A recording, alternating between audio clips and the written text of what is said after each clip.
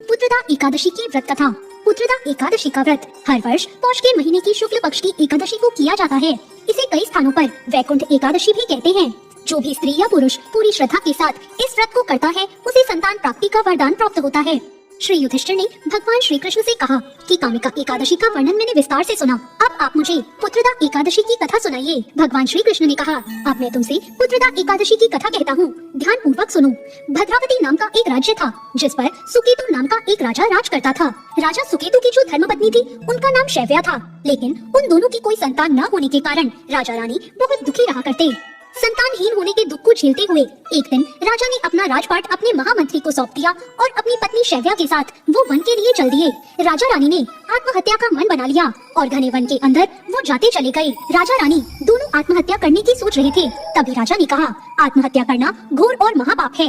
आत्महत्या किसी को शोभा नहीं देती। और उसी पल उन्हें वेद पाठ और मंत्रों की ध्वनि सुनाई दी और वो दोनों उसी ध्वनि की ओर चलते चले गए। उन्होंने देखा कि एक सरोवर के निकट बहुत से ऋषि मुनि वेद पाठ कर रहे हैं। राजा सुकेतु और उनकी पत्नी रानी शैव्या ने उन सब ऋषिगणों को प्रणाम किया। राजा सुकेतु अपनी पत्नी शैव्या के साथ उन सब ऋषियों की सेवा में लग गए और ऐसा करने से वो सब ऋषि उन पर अति प्रसन्न हो गए और उन्होंने कहा, वत्स मांगो, तुम क्या मांगते हो? तब राजा ने कहा, प्रभु मेरे कोई संतान नहीं है, बस हमें एक पुत्र का वरदान चाहिए। राजा की बात सुनकर सभी मुनि श्रेष्ठों ने कहा, राजन, यदि तुम और तुम्हारी पत्नी पौष मास की शुक्ल पक्ष की एकादशी तिथि का व्रत पूरे नियमों के अनुसार करोगे तो तुम्हें संतान की प्राप्ति अवश्य हो जाएगी।